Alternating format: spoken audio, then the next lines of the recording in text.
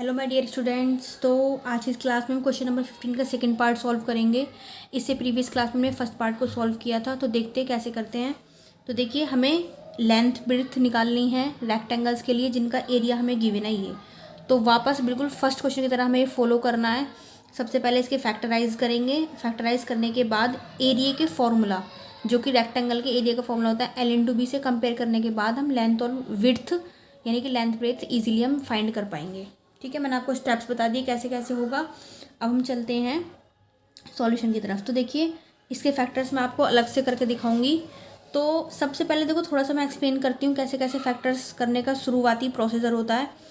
सबसे पहले constant term की और वाई स्क्वायर जो भी हमारा मतलब होता है ना हाइयर डिग्री वाला, उसके कोफिशिएंट की मल्टीप्लाई की जाती है। मल्टीप्लाई करके हमें एक नंबर मिलता है, फिर हम उसके हमें ऐसे फैक्टर्स करने पड़ते हैं। ठीक है, कि मतलब मल्टीप्लाई करके तो वही नंबर आए। ठीक है, और कांस्टेंट टर्म के जो आगे साइन है उस साइन के अकॉर्डिंग उन दोनों नंबर्स का जो है जिनकी मल्टीप्लाई करके वो नंबर आ रहा होगा। मैं आपको लिख के बताऊंगी, ऐसा आपको अच्छे समझ में नहीं आ पाएगा बिल्कुल भी।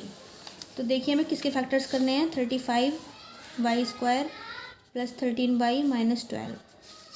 सबसे पहले आप क्या काम करेंगे, इस कांस्टेंट टर्म और इसकी मल्टीप्लाई करेंगे। ठीक है, वाई स्क्वायर कोफिशिएंट की। तो देखो 35 × 12 आपको मिलेगा 420। तो अब आपको इस नंबर के ऐसे फैक्टर्स करने हैं, जो कि ऐसे दो नंबर हमें ढूंढने हैं, सर्च करने हैं जिनकी मल्टीप्लाई करके तो यही आए। लेकिन अब आप सबसे पहले साइन देखो, कांस्टेंट टर्म के आगे का माइनस। ठीक है, तो इस साइन को ही हमें ध्यान में रखना है।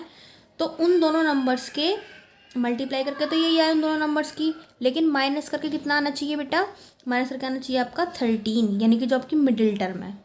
साइन हमें ये नहीं लेना होता, कांस्टेंट टर्म के आगे का साइन हमें देखना पड़ता है।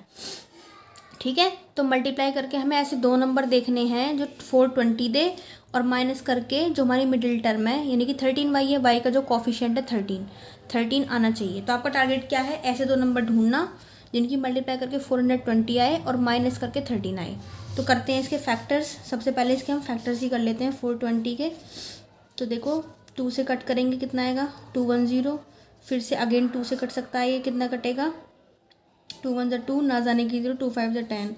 अब जाएगा 3 से, 3 × 3 = 9, 3 × 5 = 15। अब ये 5 से जाएगा, 5 × 7 = और फिर ये 7 इटसेल्फ 7 से ही जाएगा। तो देखो नंबर्स नोट कर लीजिए क्या क्या हमें नंबर मिले हैं, 2 2 3 5 7।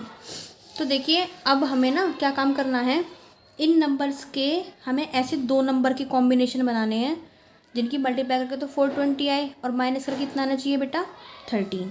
ये बात आपके माइंड में रहेगी। फिर हम आगे चलते हैं। इन तीन नंबर करके देखो पहले आप। इन तीन नंबर का हम एक नंबर बनाएंगे, इनका एक नंबर बनाएंगे। 2 2 = 4, 3 × 12 और 7 5 = 35। मल्टीप्लाई करके तो आपको कितना आएगा, 420 ही आएगा, क्योंकि फैक्टर्स ही हमने इसके करे हैं, तो मल्टीप्लाई करके तो यही आएगा। और माइनस करके देखो, 5 से 2 गया 3, 3 से बन गया 2, 23 आ रहा है, लेकिन हमें चाहिए कितना, 13। तो ये तो नहीं चल पाएगा। अब आप क्या काम करके देख सकते हैं, इन तीनों की मल्टीप्लाई करके देखो एक साथ। 7 5 3 और 2 2 = 4, 7 5 35, 35 3 जब कितने होते हैं, 105। ठीक है, तो देखो मल्टीप्लाई करके तो 420 ही मिलेगा आपको, और माइनस का कितना मिलेगा आपको, 101, जो कि हमें बिल्कुल भी नहीं चाहिए। ठीक है, अब हम देखते हैं और कॉम्बिनेशन बनाते हैं। बीच के 3 टर्म्स आप लेके देख सकते हैं। 5 3 = 15, 15 2 = 30, 30 और 14 भाई 7 का और 2 का, और इन तीनों के बीच का। तो देखो मल्टीप्लाई करके 420 ही आएगा, लेकिन माइनस का कितना मिलेगा आपको, 10 से 4 गया 6, 2 से 1 गया 1, 13 चाहिए हमें, लेकिन 16 आए, ये भी नहीं चल पाएगा। और देखते हैं हम, अब हम देखेंगे 2 2 7 का, 2 2 7 का और 3 5 15 का। ठीक है, तो 7 2 = 14, 14 2 = 28 और 15 का देखते हैं। ठीक है, तो ये हमें मल्टीप्लाई कर कितना देगा, 420 ही देगा। और माइनस करके देखो आप, 28 से 15 गया 5, 8 से 5 गया 3 और 2 से 1 गया 1। बिल्कुल ये दोनों हमारे नंबर एग्जिस्ट होंगे फैक्टर्स करने के लिए, 28 और 15। मल्टीप्लाई करके 420 ही दे रहा है और माइनस करके 13 दे रहा है। अपने हमें क्वेश्चन की रिक्वायरमेंट के अकॉर्डिंग हमें ऐसे 2 नंबर्स मिल चुके हैं। ठीक है, तो आप इस मेथड का यूज़ करके किसी भी बड़े से बड़े नंबर का फैक्टर्स करने में एबल हो पाएंगे। ठीक है, मैं हमेशा इसी मेथड से करती हूँ फैक्टर्स। और देखिए छोटे नंबर्स का तो ऑटोमेटिकली हम ऐसे डायरेक्टली कर लेते हैं, बड़े नंबर्स का आप कर सकते हैं, लिए बेस्ट मेथड है ये। ठीक है, तो हमें वो 2 नंबर मिल चुके हैं। वो 2 नंबर कौन कौन से हैं? 28 और 15। अब करते हैं अपने क्वेश्चन को हम आगे परस्यू। तो देखो फैक्टर्स करना बहुत ही आसान है। आप क्लास 8 से सीख रहे हैं, 7 से सीख रहे हैं।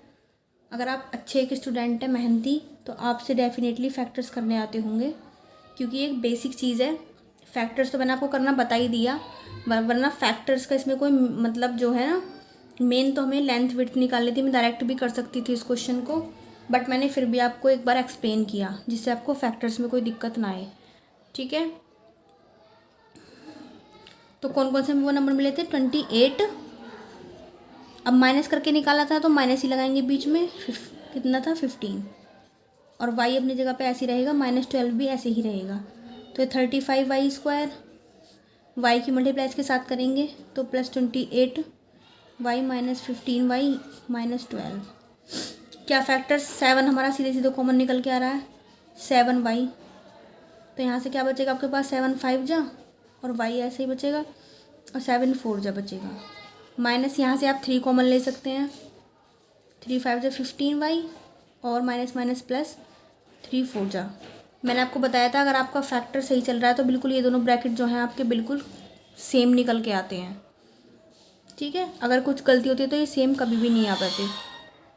अब इन्हें हम ओवरऑल कॉमन ले सकते हैं, 5y + 4 ओवरऑल कॉमन आ रहा है। यहाँ से क्या बचेगा? 7y। यहाँ से क्या बचेगा आपका? 3। अगर आपको फैक्टर्स करने नहीं आते हैं तो मैं इसके लिए एक सेपरेट वीडियो भी आपके लिए बना दूंगी। बस एक बार आप रिक्वायरमेंट करना, कमेंट सेक्शन में बोलना, तो मैं फैक्टर्स के ऊपर भी आपके लिए अलग से मेहनत कर सकती हूँ। ओके, तो देखो हमारे फाइनली फैक्टर्स ये मिल चुके हैं। एरिया हमारा ये आ गया। अब एरिया ऑफ रेक्टेंगल वैसे हमारा बेसिकली होता क्या है? L × B होता है। तो यहाँ से अगर हम कंपेयरिंग करें, बाय कंपेयरिंग, तो L के प्लेस पे क्या है? 5y + 4। ठीक है, और यहाँ से L निकल गया हमारा। और B कितना निकला बेटा? B के प्लेस पे क्या है आपका? 7y - 3। तो हमें लेंथ और विड्थ ही निकालनी थी। ठीक है, बोला भी है उसमें लेंथ और विड्थ निकालनी थी जिनके एरियाज़ ये गिवन थे। तो इस तरीके से हमें स्टेप बाय स्टेप आपको ध्यान रखना है। सबसे पहले फैक्टर्स करने हैं, और फिर जो भी हमारे फैक्टर्स निकल के आएंगे उसकी लेंथ मतलब एरिया के फॉर्मूले से कंपैरिजन करना है, और L और B हम फाइनली निकाल पाएंगे। ओके स्टूडेंट्स, तो यही प्रोसीजर होता है इन क्वेश्चंस को करने का। आप बार बार क्वेश्चंस की प्रैक्टिस कीजिए, जो भी डाउट हो मुझसे पूछिए। नेक्स्ट क्वेश्चन के लिए मिलते हैं हम नेक्स्ट वीडियो में। Thanks for watching this class.